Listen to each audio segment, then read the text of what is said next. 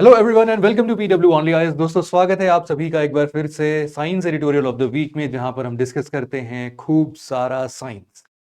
और आज के इस एडिटोरियल डिस्कशन में साइंस बैकग्राउंड में हम लोग 7 जुलाई से 13 जुलाई तक के इंपॉर्टेंट करंट अफेयर्स को एक बार देखने की कोशिश कर रहे हैं। कौन कौन से आर्टिकल्स हैं? ये इंपॉर्टेंट 4 आर्टिकल्स मुझे मिले हैं। कुछ द हिंदू से हैं, कुछ इंडियन एक्सप्रेस से हैं, तो मिक्स करके हम लोग सारे ही पढ़ लेंगे, डू नॉट वरी। पहला जंपिंग जीन से रिलेटेड एक बड़ा ही शानदार सा आर्टिकल है। जैसे कि हम लोग जीन एडिटिंग जब पढ़ते हैं ना, तो जीन एडिटिंग में हम लोग क्रिस्पर कैस9, जेडएफएन, टैलेंस, ऐसे बहुत सारी चीजें पढ़ते हैं। बट इसके अलावा एक नया प्रकार का जीन एडिटिंग टूल हमें समझ में आया है, जंपिंग जीन्स, और आरएनए ब्रिजेस के नाम पर है। इसको भी एक बार समझेंगे, क्या है पूरी ये फिनोमेना, क्या है, कैसे होता है। दूसरा है इसरो चेजिंग एस्टेरॉइड। अभी हाल फिलहाल में जो हमारे इसरो के चेयरमैन हैं, उन्होंने कुछ नए बयान दिए हैं, जिससे कि कुछ नई चीजें हम लोग को समझ में आने वाली है। तो ये क्या है उसको समझेंगे। तीसरा है कि आखिरकार इंडिया 6 किलोमीटर गहराइयों में ड्रिल क्यों कर रहा है, क्या उसको मिलने वाला है उससे। एक्चुअल में देखा जाए तो ये वाला आर्टिकल जो है ना, ये थोड़ा सा ज्योग्राफी से भी रिलेटेड है, क्योंकि वो भी मैं पढ़ा लेता हूं, तो कोई दिक्कत नहीं है। तो अब यहां पर हम लोग को बेसिकली जो अर्थक्वेक से रिलेटेड चीजें हैं, जिसमें हम लोग डायरेक्ट सोर्सेस की बात करते हैं, उसको हम लोग यहां पर समझने की कोशिश करेंगे, थोड़ा सा साइंटिफिक बैकग्राउंड के साथ में। चौथा एक ऐसे ही आर्टिकल्स है जिसमें आप लोगों ने देखा ही होगा कि स्पेस सूट में जो एस्ट्रोनॉट्स होते हैं, उनको बहुत दिक्कत होती है लॉन्ग टर्म एंड्योरेंस के लिए, मतलब बहुत देर तक वो बाहर बाहर घूम टहल नहीं सकते हैं। तो उसके लिए उन्होंने क्या बनाया कि भाई यूरिन जो है आपका स्पेस सूट, वो ही आपके ड्रिंकिंग वाटर में कन्वर्ट हो जाएगा, तो आप उसको पी सकते हैं बहुत ही ईजिली। तो यहां पर ये कैसे हो रहा है, इनको भी समझने की कोशिश करेंगे। चलिए स्टार्ट करते हैं आज का अपना पहला आर्टिकल। पहला आर्टिकल आप देख सकते हैं द हिंदू के साइंस सेक्शन से है, और यूपीएससी यूजुअली ऐसे सेक्शंस को हमेशा टच करता है। Jumping genes and RNA bridges promise to shake up biomedicine. इसमें सबसे पहले मैं आपको ना एक फिनोमेना बताता हूं। आप लोगों ने ग्रिगोर मेंडल का नाम सुना होगा। उन्होंने बड़ा ही शानदार सा एक एक्सपेरिमेंट किया था, पीज मटर के ऊपर एक्सपेरिमेंट किया था, जेनेटिक एक्सपेरिमेंट से। लेकिन उन एक्सपेरिमेंट से हम कुछ सीख पाते और आगे डेवलप कर पाते जेनेटिक मोड्स में। उसके बाद में एक हमें साइंटिस्ट मिली, 1948 की बात है, बारबरा मैक क्लिंटक। बारबरा मैक क्लिंटक को 1983 में नोबेल प्राइज से सम्मानित किया गया। क्या कर दिया इन्होंने ऐसा? इन्होंने सिंपली एक बात बोली कि देखो, जो अभी तक हम लोग ये समझते हैं कि जितने भी जीन्स हैं या जीनोम्स हैं, आप ये सारी बातें समझते हो ना। जीनोम क्या होते हैं? Genome is whole sequence of gene. हमारे अंदर कम से कम ऐसे 3.3 बिलियन पेयर्स हैं न्यूक्लियोटाइड्स के, बोले तो ATCG वाला, ऐसे 3.3 बिलियंस हैं। और उनको सबको एक लाइन में इकट्ठा कर देंगे हम, तो हमारा 3.3 बिलियन बेस पेयर्स मिलते हैं। इस पूरे 3.3 बिलियन बेस पेयर्स को अगर आप इकट्ठा उठा के देखते हो, तो ये लगभग लगभग इतना बड़ा नहीं, कम से कम 2 मीटर लंबा दिखता है। और ये आपका होता है जीनोम। यही पूरा कंप्लीट सेट ऑफ न्यूक्लियोटाइड आप बोल सकते हो, या फिर हम ऐसा भी बोलते हैं कई बार कि देखो, इसी पूरे न्यूक्लियोटाइड बेस पेयर्स में कुछ सेगमेंट्स फंक्शनल होते हैं, जिनसे कि हम लोग बाद में प्रोटीन वगैरह बना पाते हैं उनको, या फिर हम लोग बोलते हैं कि हाँ, ये जो इतना सेगमेंट ऑफ डीएनए है, ये किसी न किसी फिनोटाइप को डिनोट कर रहा है। फिनोटाइप बोले तो जैसे कि हमारा फिजिकल कैरेक्टरिस्टिक्स, हमारी नाक कैसी चिपटी सी है, आंख छोटी सी है, कान यहाँ पर ईयरलोब ऐसे है, बाल काले हैं, आंख का जो अंदर पुतलियां हैं वो काले रंग की है, हमारी हाइट ज्यादा है, वेट ज्यादा है, कुछ भी जो भी हम लोग बोलते हैं, हमारा स्किन कलर क्या है, ये सारे के सारे फिनोटाइप है। तो वो पर्टिकुलर डीएनए के कुछ हिस्से जो ऐसे होते हैं, वो सेगमेंट्स जो कि फंक्शनल नेचर के होते हैं, उनको हम लोग जीन्स का नाम देते हैं। मतलब कि हम यूं बोल सकते हैं कि अगर हमारे पास एक पूरा प्रॉपर डीएनए सेगमेंट है ना, और हम बोल रहे हैं कि भाई देखो, इतना वाला हिस्सा जो है यहां से यहां तक का ये फंक्शनल है, तो हम बोल सकते हैं कि दिस इज अ जीन। लेकिन यहां जो एक सिंगल न्यूक्लियोटाइड बेस पेयर है, ये हमारे लिए डीएनए है। और इस पूरे पूरे 3.3 बिलियन अगर ऐसे हम यहां पर लेके आते हैं, तो ये जो पूरा हिस्सा होगा, ये कहलाएगा हमारा जीनोम। आई होप अब आपको ये तीनों ही वर्ड्स क्लियर होंगे, जीन, डीएनए और जीनोम किसको बोलते हैं। ठीक है, तो फिलहाल हम इसको एक्सक्लूड कर देते हैं। अभी के लिए हम चल रहे हैं वापस से अपने साइंटिस्ट की तरफ। हमारी साइंटिस्ट जो थी 1948 में, इन्होंने एक डिस्कवरी की, और इन्होंने बताया कि देखो क्या है कि एक्चुअल में जो हम लोग ये बोलते हैं ना कि ये देखो, ये 3.3 बिलियन डीएनए बेस पेयर्स हैं, इसमें से कई सेगमेंट ऑफ जीन ऐसे होते हैं जो कि अपना प्लेस छोड़ के कहीं और चिपक जाते हैं। मतलब कि वो अपने आप को कट करते हैं, वहां पर वापस जुड़ जाता है, और जो सेगमेंट कट हुआ था वो उछल के जाता है कहीं और पर जुड़ जाता है। तो इन्होंने बोला कि देखो, हमने बेसिकली, इन्होंने कॉर्न कर्नल्स थे, ये भुट्टे देख रहे हो इनके हाथ में, इस पर इन्होंने थोड़ा एक्सपेरिमेंट किया, और उस टाइम पर जो इन्होंने भुट्टा आजमाया था वो अलग अलग कलर्स के थे। कोई आप बोल सकते हो कि उसमें स्पॉट बहुत ज्यादा थे, मतलब दाग थे, कोई काले पीले हरे रंग का, या फिर ऐसे ऐसे करके उन्होंने कई सारे चेंजेस किए। और उन्होंने ये समझने की कोशिश की कि देखो एक्चुअल में क्या हो रहा है, कि कुछ जीन्स जो हैं वो इधर उधर जाने की कोशिश कर रहे हैं, पूरे जीनोम में इधर उधर जाने की कोशिश कर रहे हैं। इन्हीं को उन्होंने एक नया नाम दिया, इसको हम लोग बोलते हैं ट्रांसपोसॉन। याद रहेगा, ट्रांसपोसॉन्स, जिसको कि बाद में हम लोगों ने निक नेम दे दिया जंपिंग जीन्स। तो जंपिंग जीन्स अगर समझ में आता है तो समझ लो वो ही ट्रांसपोसॉन्स है। अब इन सब चीजों को समझने का एक्चुअल में असल मतलब क्या है, क्या मिला हम लोग को ये सब चीजों को जान के? तो सिंपल सी बात मैं आपको बताता हूं कि यहां पर अगर हम लोग ये देख रहे हैं कि कुछ सेगमेंट्स जो पहले हम लोग ऐसा समझते थे कि ये पूरे के पूरे डीएनए सेगमेंट्स जो है वो बिल्कुल स्टैटिक नेचर के हैं, बिल्कुल फिक्स हैं, अब ये आगे पीछे नहीं जाएंगे, ऐसा उन्होंने गलत साबित किया। और उन्होंने बोला कि नहीं भाई, इसमें से कई सारे जंपिंग जीन्स जैसे होते हैं, और ऐसा भी माना जाता है कि हमारे शरीर के लगभग लगभग 40-45% जेनेटिक सेगमेंट्स को हम लोग ट्रांसपोसोन्स बुला सकते हैं। ये किसी न किसी जमाने में उछल कूद किया करते थे, अब नहीं कर रहे हैं, लेकिन किसी न किसी जमाने में उछल कूद किया करते थे ये। ठीक है, अब इससे हमें फायदा क्या मिलने वाला है, इससे हमें क्या फायदा मिलने वाला है? तो जंपिंग जीन्स के बारे में अगर हम एक बार थोड़ा सा और पढ़ने की कोशिश करें, जंपिंग जीन्स क्या है? They are basically very very helpful in variation. ये जंपिंग जीन ही है एक्चुअल में जो इधर उधर उछल कूद करते रहते हैं, जिससे कि हमारे शरीर के अंदर कभी कभी म्यूटेशन दिख जाता है, और कभी कभी जो होल सीरीज ऑफ इवोल्यूशन हमें दिखा है वो भी इसके पीछे का एक रीजन जंपिंग जीन्स है। तो जो इवोल्यूशन के प्रोसेस में हम लोग देखते हैं ना, जैसे कि बहुत पहले के हाथ में, आप बहुत पहले के टाइम पर अगर आप हमारे हाथ ह्यूमंस के देखते तो हमारे ह्यूमंस के हाथ बिल्कुल जमीन पर टच करते रहते थे, है ना? धीरे धीरे धीरे धीरे हम लोग थोड़े से इरेक्ट होना स्टार्ट हो गए। हमारा जो वर्टेब्रा है, मतलब कि जो हमारी रीढ़ की हड्डी है, हम लोग की रीढ़ की हड्डी थोड़ी सीधी हुई, और जब और सीधी हुई तो हमारे हाथ जमीन तक पहुंचने ना पहुंचे कोई मतलब नहीं होता, तो धीरे धीरे धीरे धीरे छोटे होते गए। इन सब इवोल्यूशन प्रोसेस है। हमारा मुंह पहले आगे की तरफ निकला हुआ था, अब क्या है कि काफी हद तक फ्लैटन हो गया है हमारा फेस। ये सारे इवोल्यूशन की देन है, लेकिन ये इवोल्यूशन के पीछे एक मेजर रीजन हम लोग को ये जंपिंग जीन्स देखने को मिला। ट्रांसपोसॉन्स, ट्रांसपोसॉन्स एक्चुअल में मैं आपको बताऊं कि कोई नया चीज नहीं है। अरे भैया, इसके लिए तो 1983 में इनको नोबेल प्राइज मिल चुका है।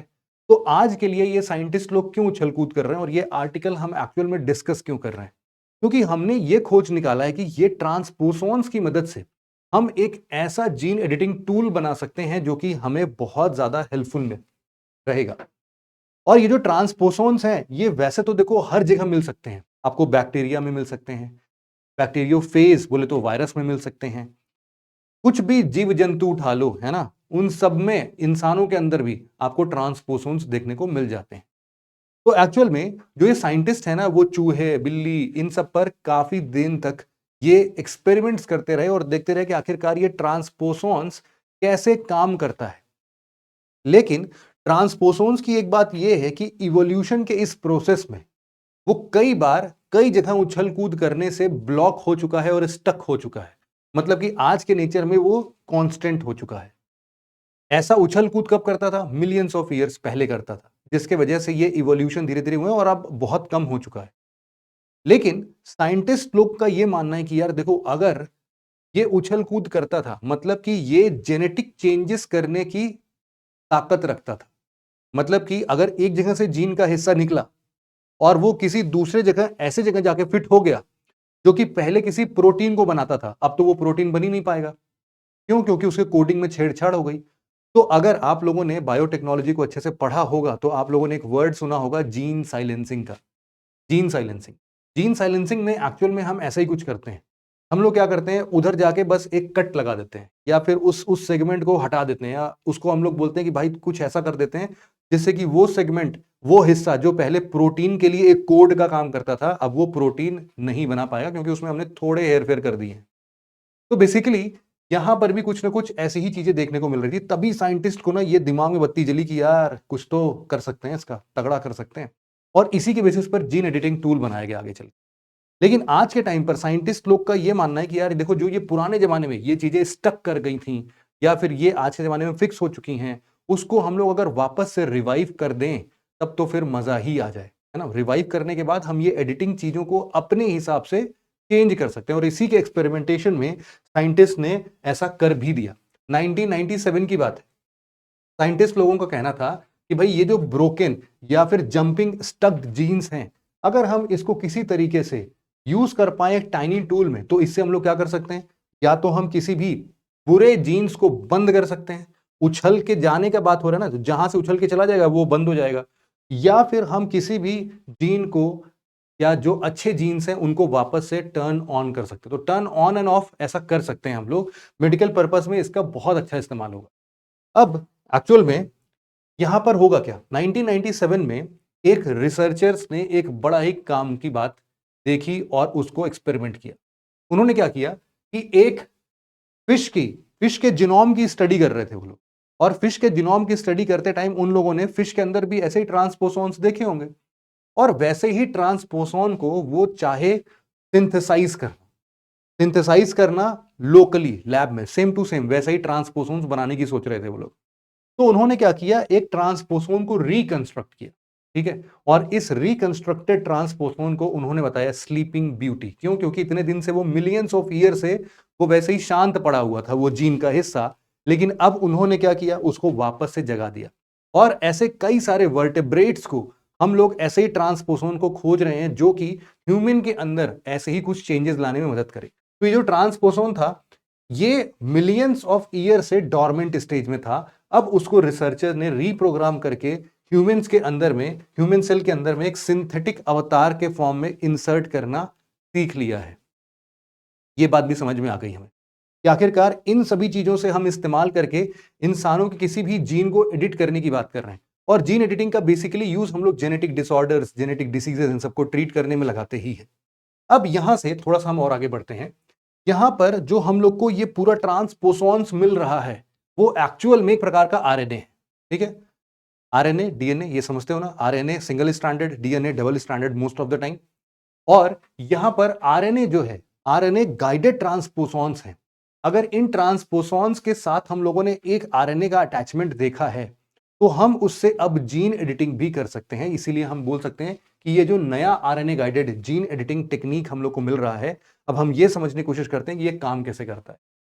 देखो, आरएनए जो है वो बेसिकली डीएनए के दो पीसेस के साथ में बाइंड करने की क्षमता रखता है। कौन सा आरएनए? ये आरएनए गाइडेड ट्रांसपोसॉन्स। बेसिकली कुछ ऐसा दिखेगा।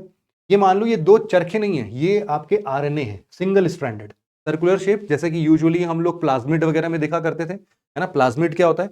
एक्स्ट्रा क्रोमोसोमल डीएनए होता है। Plasmid extra chromosomal DNA circular nature का होता है।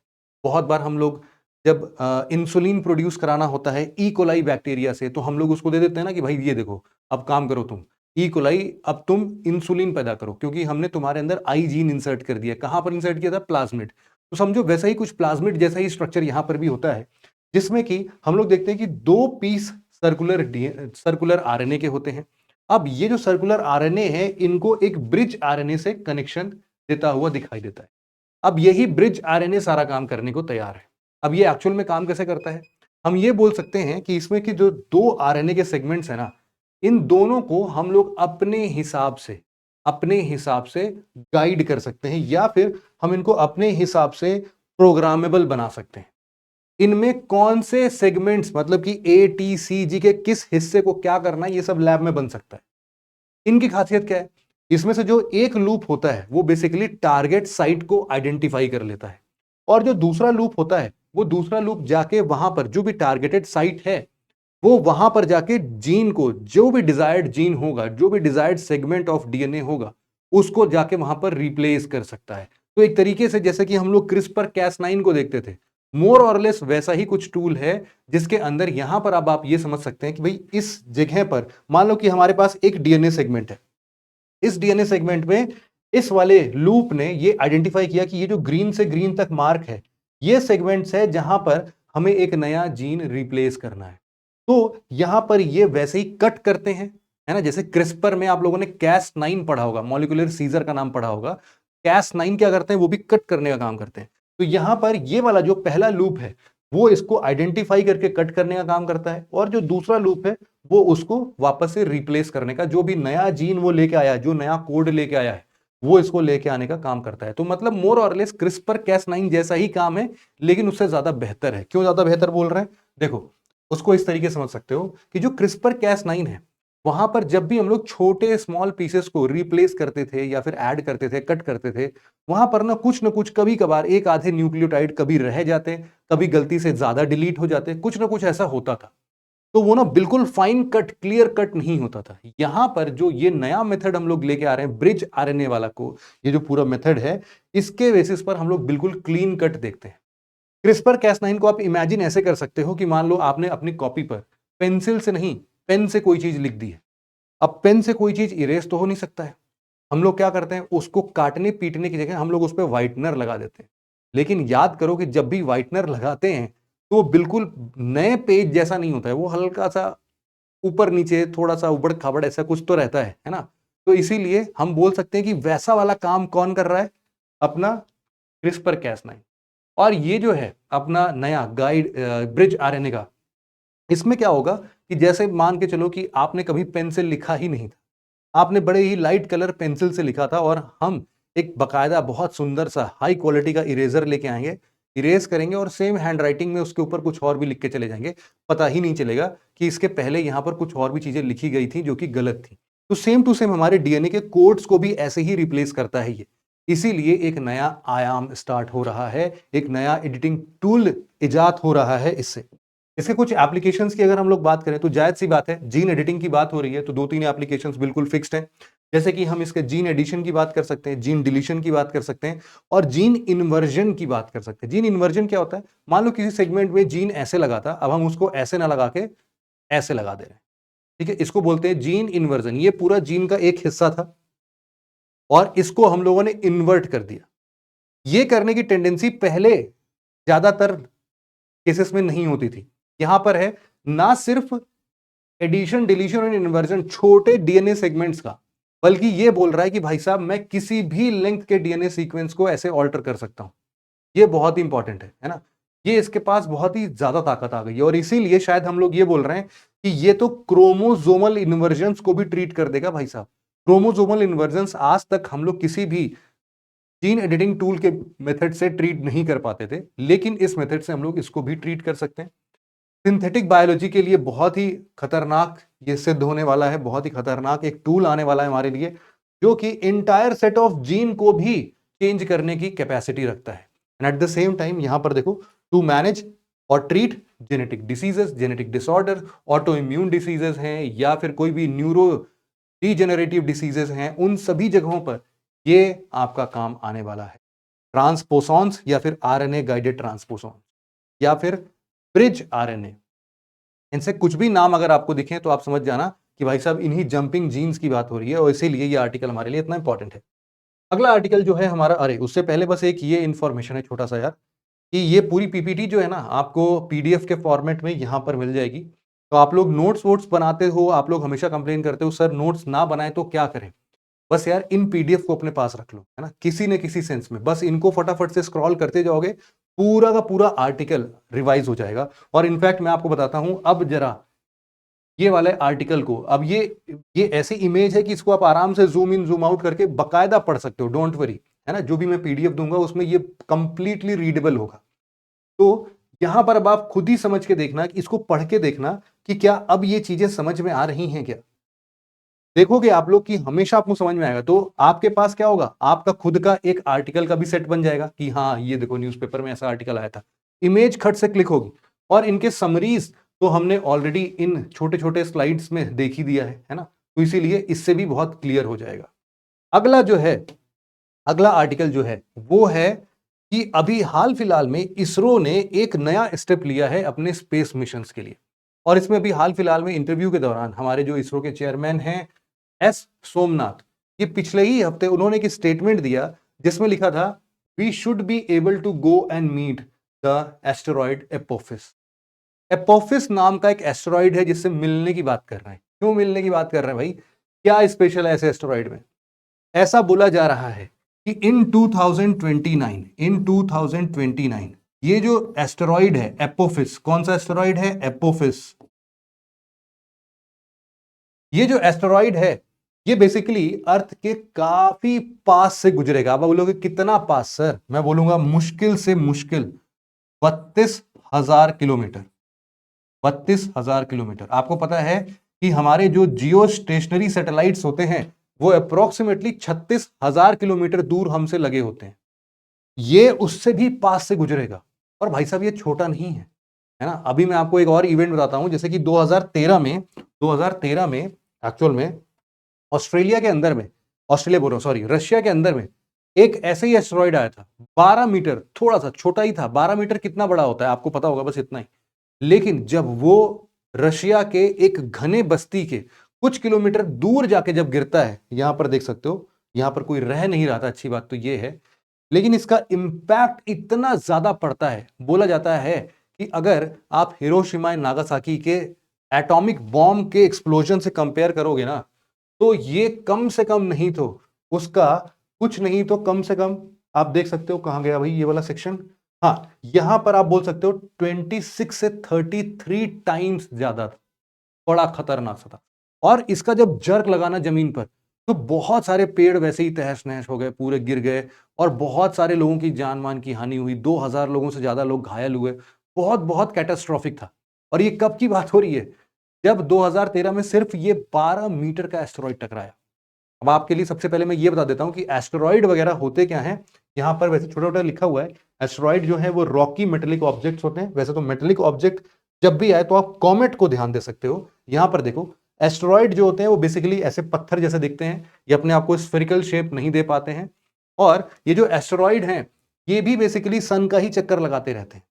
बहुत बार छोटे छोटे प्लैनेट्स वगैरह का भी चक्कर लगाते हैं, बट मोस्टली ये सन का चक्कर लगाते हैं। आप देखोगे कि मार्स और जुपिटर के बीच में पूरी एक एस्टेरॉइड बेल्ट चलती है। मिलियंस ऑफ एस्टेरॉइड्स, और इवन एस्टेरॉइड्स तो इतने सारे हैं, अभी मैं आपको दिखाऊंगा एस्टेरॉइड्स कितने सारे हैं। उसके पहले बस ये काम देख लो आप, एस्टेरॉइड।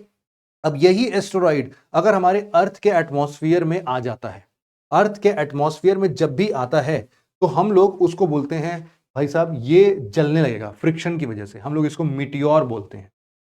एस्टेरॉइड जैसा ही एक और ऑब्जेक्ट है जिसको कि हम लोग मेटेरॉइड बोलते हैं। ये एक प्रकार का एस्टेरॉइड का छोटा भाई है, या फिर इसका बच्चा है, ये बोल दो।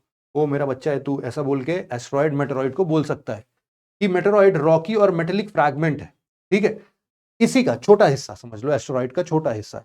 अब यही जब छोटा हिस्सा हमारे एटमॉस्फेयर में आके, एस्टेरॉइड हो मेटेरॉइड हो, जब अंदर आके जलने लगता है, एकदम आग पीछे जैसा ट्रेल दिखता है। ट्रेल कैसा?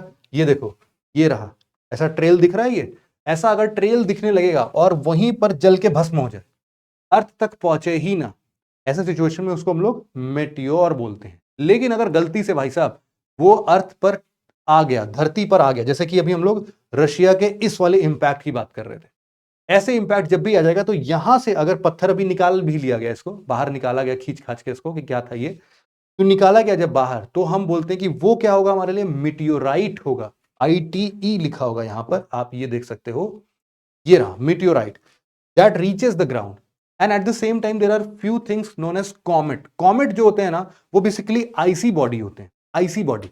और बेसिकली ये आईसी बॉडी जब सन के पास से गुजरते हैं तो सन के हीट से जलने लगते हैं, और एक पीछे एकदम ट्रेल, पूछ जलने जैसा आता है। यहां वाला जलना अलग था और यहां वाला आईसी वाला जलना अलग होगा, तो ये एक ट्रेल ऑफ लाइट छोड़ के जाते हैं। इसको हम लोग बोलते हैं कॉमेट। कॉमेट कहां पर है? Cooper belt. हमारे जब सोलर सिस्टम से बाहर निकलने लगोगे, नेपच्यून, प्लूटो, प्लूटो के पास जब पहुंचोगे ना, तो प्लूटो और बाकी बहुत सारे कूपर बेल्ट बोलते हैं उसको। कूपर बेल्ट में पता नहीं कितने millions and billions of comets वहां पर हैं। ठीक है, ये सारी चीज हो गई। अब मैं आपको दिखाता हूं एस्टेरॉइड। एक्चुअल में आपको ये जानकर शायद थोड़ी और हैरानी हो सकती है कि हमारे यहां पर कितने ज्यादा एस्टेरॉइड्स वगैरह होते हैं। हाँ, ये देखो आप, ये टोटल नंबर ऑफ एस्टेरॉइड्स आप देख रहे हो यहां पर, जो कि आपको यहां पर दिख रहा है, जो कि नासा ट्रैक करता है एक्चुअल में। इसमें से जो इंपॉर्टेंट वाले एस्टेरॉइड्स हैं वो तो आप देख ही सकते हो, है ना। ओसिरिस, एपिक्स, यहां पर आपको कुछ कुछ चीजें, जैसे बेनू, बेनू एस्टेरॉइड पर अभी कौन गया था? Osiris racks. नासा का एक मिशन था जो कि रिटर्न मिशन था, यहां से वो सैंपल कलेक्ट करके वापस आया है। इसके अलावा लूसी, इसके अलावा आप और साइकी करके एक है, ये रहा साइकी, 16 साइकी, ये भी बहुत इंपॉर्टेंट है। सिमिलरली अब एपोफिस भी बहुत इंपॉर्टेंट होने वाला है। तो एपोफिस यहां पर कहां है अभी तो हम लोग नहीं सर्च कर पा रहे हैं, लेकिन मैं आपको दिखा देता हूं कि एपोफिस एक्चुअल में दिखता कैसे है। यहां पर मैं लिखता हूं, जरा सर्च करता हूं एपोफिस। एपोफिस देखते हैं एपोफिस। ये देखो भाई आ गया अपना एपोफिस।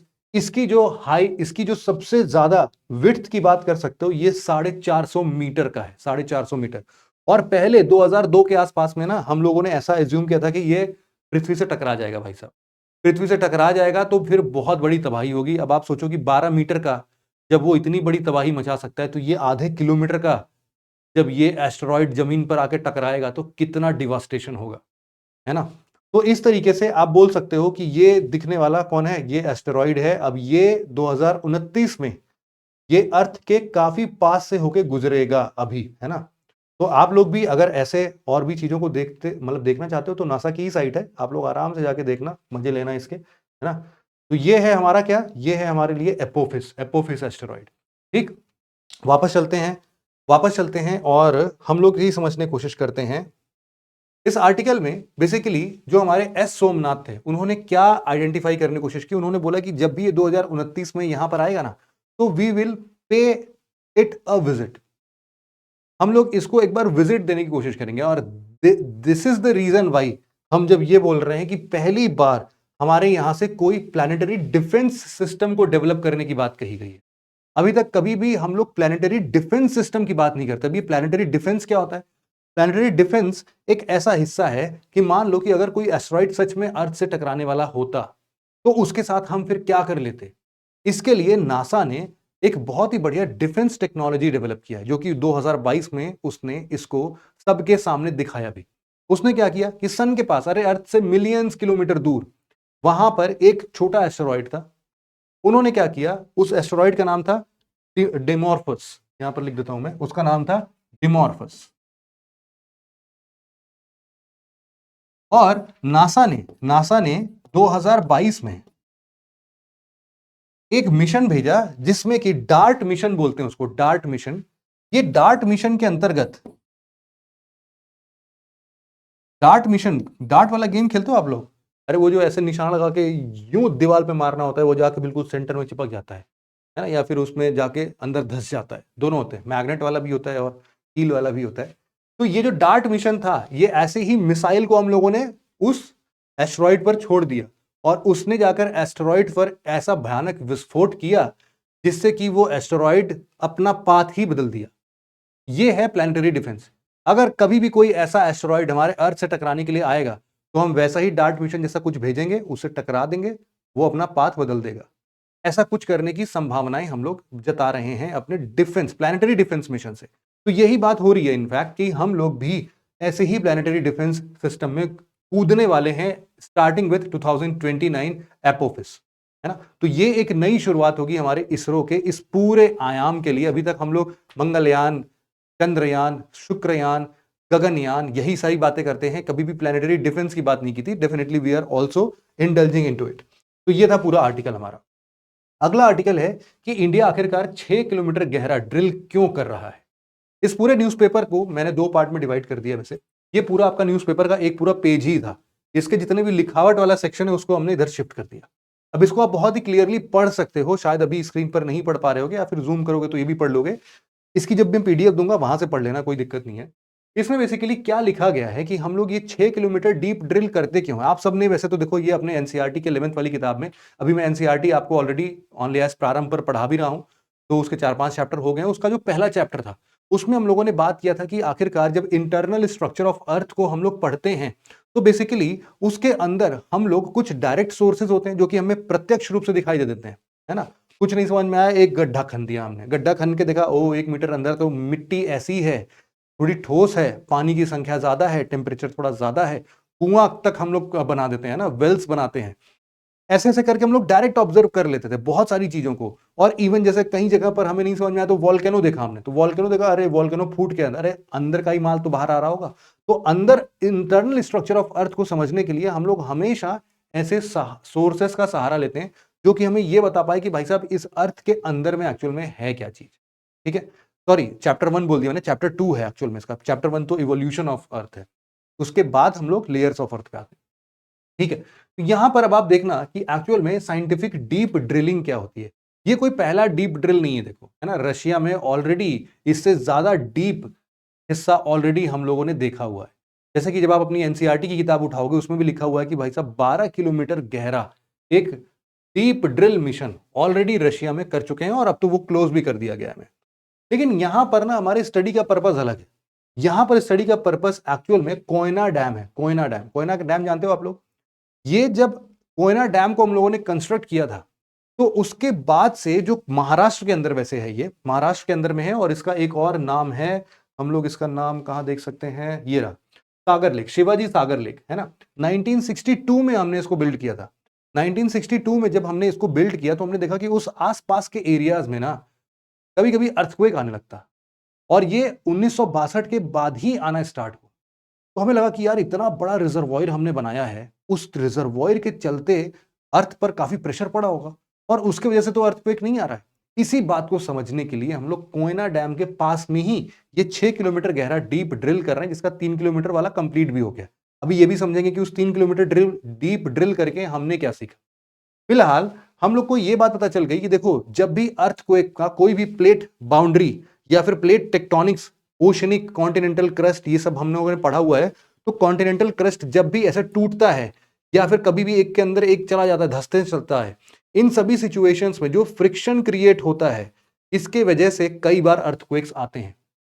तो ये जो मेजर टेक्टोनिक प्लेट्स की वजह से अर्थक्वेक आते हैं ना, ये तो समझ में आ जाते हैं हमें, इनका सोर्स भी समझ में आ जाता है, इनका रीजन भी समझ में आ जाता है। लेकिन ऐसे सिचुएशन में जहां पर ऐसे छोटे छोटे अर्थक्वेक्स आते हैं जिसका हम लोग पता नहीं लगा पा रहे हैं, यार आगे चल के क्या ये बहुत खतरनाक सा कुछ बनेगा क्या, अभी तो छोटे छोटे ट्रिमर्स आ रहे हैं, हमें आगे चल के हो सकता है यार ये 7.5 से भी ज्यादा रिचर स्केल पर पहुंच जाए। तो ऐसे सिचुएशन में हम लोग इसकी स्टडी कर रहे हैं, और अर्थ के अंदर ऐसे ऐसे डीप ड्रिल्स करके हम लोग इन सेगमेंट्स को पढ़ने की कोशिश कर रहे हैं कि भाई साहब इन सेगमेंट्स को कैसे हम लोग पढ़ सकते हैं, मतलब इनमें क्या क्या देखने को मिला है।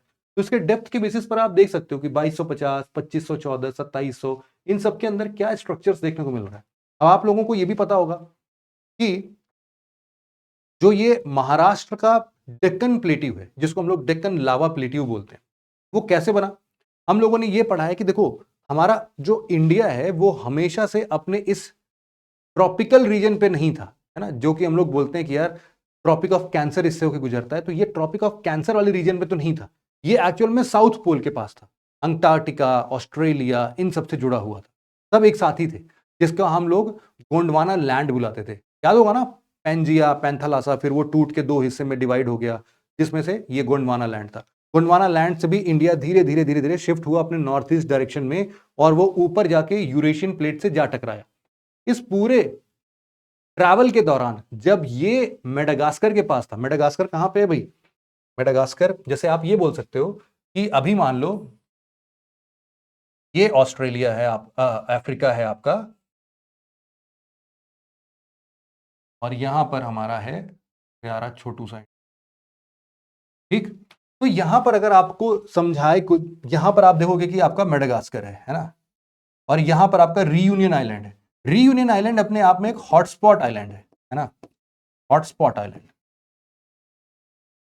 और हॉटस्पॉट की वजह से यहां पर हम लोग हमेशा देखते हैं कि भाई नीचे से ऊपर के डायरेक्शन में कुछ भी चीज आती है ना, तो वो एक वॉल्केनिक फॉर्म में हमें देखने को मिलती है। ये जो वॉल्केनिक फॉर्म है, यहां पर ये जो इंडिया प्लेट वहां पर देख रहे हैं ना, ये पहले के जमाने में इंडिया का प्लेट जो था वो यहां पर था कहीं, है ना। और यहां पर ये जो डेक्कन प्लेट्यू है, ये पूरा का पूरा कई सालों तक जब यहां पर रहा, तो यहां से फूटता रहा, वॉल्केनोस निकलते रहे, तो बहुत ज्यादा यहां पर ऐसे लावा पिघल के जमने लगे, जमते जमते जमते जमते पूरा डेक्कन प्लेट्यू बना। तो हमें एक्चुअल में देखने को यही मिला, जब इसके अंदर अभी हम लोग स्टडी करके जा रहे थे, तो हमें देखने को मिला कि भाई साहब कुछ डेप्थ तक हम लोग को मिला basaltic lava plate, basaltic lava plate. और फिर जब हम और डीप और गहराइयों में गए तो वहां पर हम लोग को मिले ग्रेनाइटिक रॉक्स। ग्रेनाइटिक रॉक्स क्या होते हैं? ग्रेनाइटिक रॉक्स नॉर्मली हमारे कॉन्टिनेंटल क्रस्ट होते हैं, तो जो उसके पहले बना होगा वो तो नॉर्मल वैसा ही था, लेकिन जब अपने हॉटस्पॉट वॉल्केनो से होकर गुजरा होगा तो उसके ऊपर बेसाल्टिक लावा फैलता गया। तो हम लोग को एक्चुअल में ये सारी चीजें अब प्रत्यक्ष रूप से देखने को मिल रही है इस कोयना 3 किलोमीटर के डेप्थ ड्रिल में। अभी तो हमें और अंदर लेके जाना है। हम लोग बेसिकली देखो डायरेक्ट सोर्सेस में पढ़ाई करने की कोशिश कर रहे हैं कि आखिरकार ये छोटे छोटे अर्थक्वेक्स वगैरह आते क्यों हैं, और शायद यही रीजन है कि हम लोग इसको 6 किलोमीटर गहरा हम लोग इसको डीप ड्रिल करने की बात कर रहे हैं। हम लोगों ने ये भी देखा कि जैसे जैसे गहराइयों में जाते जाएंगे हमारा टेम्परेचर काफी हद तक बढ़ जाएगा, डेंसिटी काफी हद तक बढ़ जाएगा। इसमें ना पूरा मैकेनिज्म है एक्चुअल में, वो मैकेनिज्म तो हमें पढ़ना नहीं है कि आखिरकार ये ड्रिल कैसे कर रहे हैं, क्योंकि इतना बेसिक हमारे यूपीएससी का पूछा नहीं जाएगा। बेसिकली इसमें हम ये जरूर पढ़ सकते हैं कि साइंटिस्ट ने पाया क्या, साइंटिस्ट ने पहला क्या पाया वो हमने देख लिया है ना, कि हमने देखा कि 1.2 किलोमीटर थिक 1.2 किलोमीटर चौड़ा हमें ये बेसाल्टिक लावा प्लेट दिखा है। लेकिन उसके अंदर जब हम गए तो उसके अंदर हमारे नॉर्मल ग्रेनाइटिक रॉक्स थे। लेकिन अब प्रॉब्लम क्या है भाई साहब, ये मैं बताता हूं। बेसाल्टिक और ग्रेनाइटिक, ये जब नीचे नीचे हम लोग और गहराइयों में जाते जा रहे हैं तो एक छोटा हिस्सा भी हमारा काफी भारी हो जाता है। और हम लोग क्या कर रहे हैं ना, जब ड्रिल कर रहे हैं अंदर तो हम पूरा सामान बाहर भी लेके आ रहे हैं। कितना बड़ा ड्रिल कर रहे हैं, अरे इतना बड़ा होगा, लगभग आधे मीटर का, 0.45 मीटर का ये ड्रिल गहराइयों में कर रहे हैं। 3 किलोमीटर तक तो पहुंच गए। तो इससे 3 किलोमीटर, अब मान लो इतना ऊंचा स्लैब भी है और उसको आपको अगर 3 किलोमीटर ऊपर पुल करना है और वो ग्रेनाइटिक रॉक्स है, तो समझ लो कि इतना चौड़ा इतना बड़ा ग्रेनाइट का जो टुकड़ा बनेगा वो कितना भारी होगा उठाने में। उसको उठाओगे कैसे, है ना, और उसको ड्रिल कैसे कर रहे हो, तो उसके लिए तो चलो डायमंड का ड्रिल बिट वगैरह लगाया है हमने जो कि चीर फाड़ कर दे सब कुछ। उसमें एयर प्रेशर दिया है हम लोगों ने कि सारा का सारा माल जो है वो और तेजी से ड्रिल करे, और एक सक्शन पंप लगाया है जिसकी वजह से वो सारा का सारा हिस्सा ऊपर उठ के आ जाए। बट अब जैसे जैसे 3 किलोमीटर के बियॉन्ड हम जाएंगे तो ये काफी खतरनाक हो जाएगा। क्यों? क्योंकि टेम्परेचर वहां पर अप्रोक्सीमेटली 100 डिग्री सेल्सियस पार कर जाएगा। 100 से 110 डिग्री सेल्सियस का टेम्परेचर होगा, जिसकी वजह से धीरे धीरे अब वहां पर जो भी इक्विपमेंट हमें यूज करना है उसके लिए भी वो कैसे फंक्शन करेगा, कहीं इतने टेम्परेचर पर खराब ही ना हो जाए, ये सारी चीजों का भी ध्यान देना पड़ेगा। और हम लोगों ने क्या पाया यहां पर, हम लोगों ने पाया इसमें बेसिकली कि 3 किलोमीटर की गहराइयों में भी हम लोग को पानी का कभी ना कभी अवशेष देखने को मिलता है। तो हम लोगों ने ये समझा कि अच्छा इतने गहराइयों तक भी पानी जो है वो पर्कुलेट होकर नीचे चला जाता है। ठीक है, बस इतना ही समझना था। फिर अब अगला क्या करना है भाई, 6 किलोमीटर गहरा, अब और 3 किलोमीटर हमें अगले कम से कम नहीं तो 10-12 महीने का काम है। ये बताया जा रहा है कि देखो अभी जिस हिसाब से हमें ह्यूमन लेबर रिसोर्स की जरूरत है, वैसे ह्यूमन रिसोर्स, वैसे ट्रेंड ह्यूमन रिसोर्स हमें नहीं मिल पा रहे हैं। और साथ ही साथ अभी जो इक्विपमेंट है ये पूरा डेवलप होने की बात हो रही है। एक्चुअल में ये पूरा का पूरा जो सिस्टम है वो मिनिस्ट्री ऑफ अर्थ साइंस के अंदर एक आपका बॉडी है जिसका नाम है, कहाँ गया भाई इसका नाम, borehole geophysics research laboratory, BGRL। यही सारा का सारा जिम्मा उठा रहा है इस बोरहोल को अंदर तक पूरा 6 किलोमीटर डीप जाने का। तो इसी के पास है, ये महाराष्ट्र कराद में है, और वहां से हम लोग देख रहे हैं कि कोयना के पास में इसको डीप ड्रिल करके ये सारी बातें देखी जा रही हैं, सुनी जा रही है ना। तो अब आगे जब ऐसे ही 12 महीने बाद हम लोग को शायद और भी कुछ रोचक चीजें पता चलें, और शायद हम इस बात को पता लगा पाएं कि जो कोयना डैम में छोटे छोटे ये जो आते हैं हमारे पास झटके, ट्रेमर्स आते हैं, वो नीचे जाते टाइम हम लोग को एक्चुअल में उसके लिए कुछ एक सुराग मिल जाए, उसके लिए कुछ एक रीजन का पता चल जाए। और हम लोग ना पूरे इस 3 किलोमीटर के एरिया में हम लोग स्टील का प्लेट भी लगाते हुए चल रहे हैं, मतलब बाउंड्री क्रिएट करते हुए चल रहे हैं, है ना। ये जो स्टील के प्लेट्स हैं इनके पास कई सारे आप बोल सकते हो इक्विपमेंट से घिरे हुए हैं कि पर्टिकुलर प्रेशर कितना है, टेम्परेचर कितना है, वहां पर रॉक सिस्टम कैसा है, सिस्मिक एक्टिविटी में कितनी चीजें पास हो रही हैं, कितनी नहीं हो रही, वो सारी चीजें उसी स्टील वॉल पर लगी हुई हैं, जिससे कि ये सारा रिसर्च कर पाना, डेटा इकट्ठा कर पाना हमारे लिए काफी ईजी रहेगा। तो ये पूरा आर्टिकल था हमारा कि इंडिया भाई साहब ये 6 किलोमीटर गहरा ड्रिल क्यों कर रहा है। आखिर में एक और आर्टिकल हमारे पास है जिसमें हम लोग को ये समझना है कि ये स्पेस सूट जो है, स्पेस सूट, इसको हम इतना अजीबोगरीब क्यों बना रहे हैं। अजीबोगरीब नहीं है एक्चुअल में, जैसा कि मैंने बताया कि ये नेसेसिटी है हमारे एस्ट्रोनॉट्स की। जब भी एस्ट्रोनॉट्स लॉन्ग एंड्योरेंस के लिए जाते हैं, मतलब कि लॉन्ग टर्म तक या लॉन्ग टाइम तक बाहर रहते हैं, अपने स्पेस सूट में रहते हैं, तो उनको पानी पीने की समस्या बहुत दिक्कत करती है। यूजुअली वो 1 लीटर तक का पानी कैरी कर सकते हैं अपने एग्जिस्टिंग स्पेस सूट्स में, लेकिन 1 लीटर का पानी आपको भी पता है कि कितना चल सकता है, 8-10 घंटे, एक्सट्रीम सिचुएशन में 24 घंटे, लेकिन उसके बियॉन्ड नहीं चल सकता है। तो अगर हम ऐसा कुछ एक्सप्लोर करने की बात कर रहे हैं कि भाई अब तो हम 2029 तक आर्टेमिस प्रोग्राम के अंदर हम लोग बात कर रहे हैं कि अब हम लोग ल्यूनर स्पेस स्टेशन बनाएंगे, मतलब चंद्रमा के ऊपर स्पेस स्टेशन बनाएंगे। आर्टेमिस में इंडिया भी पार्टिसिपेट कर रहा है, इसरो भी पार्टिसिपेट कर रहा है, डू नॉट वरी, हम सब लोग साथ में ही देखेंगे ये सब। तो इन सभी सिचुएशंस में एक्चुअल में हम लोग कैसे वर्क करेंगे उसकी बात हो रही है। अब यहां पर आप देखना जरा, कहां गया ये वाली बात, हाँ, scientist design A space suit that can turn urine into drinking water. Basically आप सबसे पहले तो ये समझो कि जो यहाँ के टेक्नोलॉजी डेमोन्स्ट्रेटर हैं, उन्होंने एक कोई मूवी देखी थी, उस मूवी में ऐसा दिखाया गया था, उस मूवी से उन्होंने सीखा और वहां से उनको बड़ा ही समझ में आया कि भाई साहब ये तो मेरा ड्रीम प्रोजेक्ट हो सकता है, और इसीलिए वो उस ड्यून मूवी थी, ड्यून DUNE, ड्यून मूवी के फैन थे वो, तो इसलिए उन्होंने ऐसा बनाया।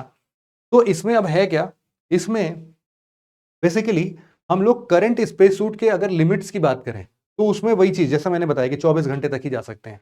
बेसिकली इसके बाद एक्चुअल में इसमें स्पेस सूट में अब वर्क कैसे करेगा, इसमें भी आपका नॉर्मली एक चीज देखो, आपको बता देता हूं कि जो अभी एग्जिस्टिंग स्पेस सूट्स हैं उनके पास एक MAG, मैक्सिमम एब्जॉर्बेंसी गारमेंट होता है।